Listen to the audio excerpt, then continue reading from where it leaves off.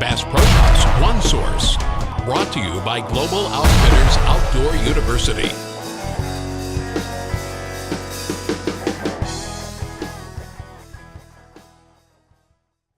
Hello, Sam Hall here with Global Outfitters Outdoor University. We're in the Black Belt at Water Valley Lodge, and we're talking to Jake Utze, one of the owners here. Hey Jake, thanks for having us. Nice to see you. Well listen, this is the first in a series on how you manage your plots here at Water Valley Lodge. You're managing over 30,000 acres and up to 200 plots. Let's talk about how you do that and what you did today. Let's start off with your how you sprayed for your Well, that's the first step, is spray it. We spray all our fields. It controls our weeds. It controls invasive plants, grasses like Cogan grass. That's a plant that all of us in this part of the world are fighting. It gives me time to prepare for the next step, which is going to be bush hogging and cutting that grass down to the ground. And of course, with a dead root system, if we disc it or decide just to no-till plant it, it'll have better preparation for seed. Okay, well tell me about the chemicals that you used today. We used a generic Roundup called Eraser.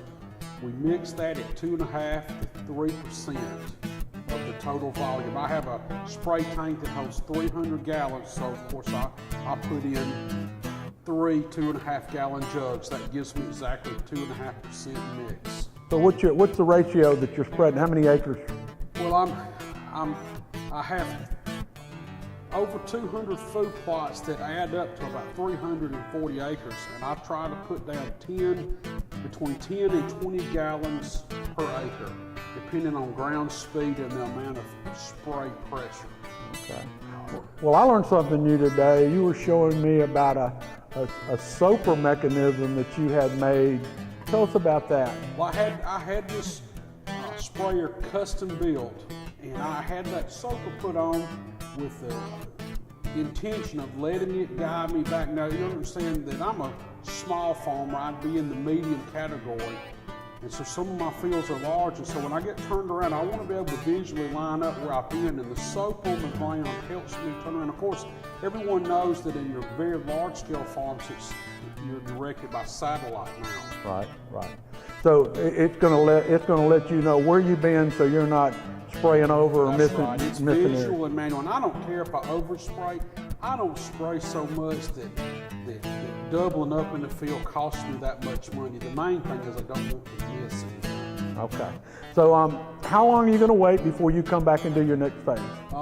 About 10 days to 2 weeks. Okay. We'll come back and bush hog those fields.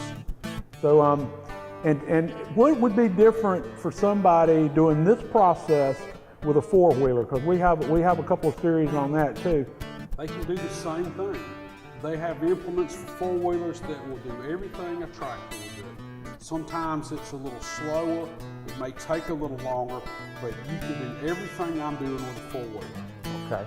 Well, I hope this better helps you manage your deer plots. And thanks, Jake, for telling us about this. And we've got some more in the series coming up. So join us next time here on Global Outfitters Outdoor University, and we'll help you become a better outdoorsman.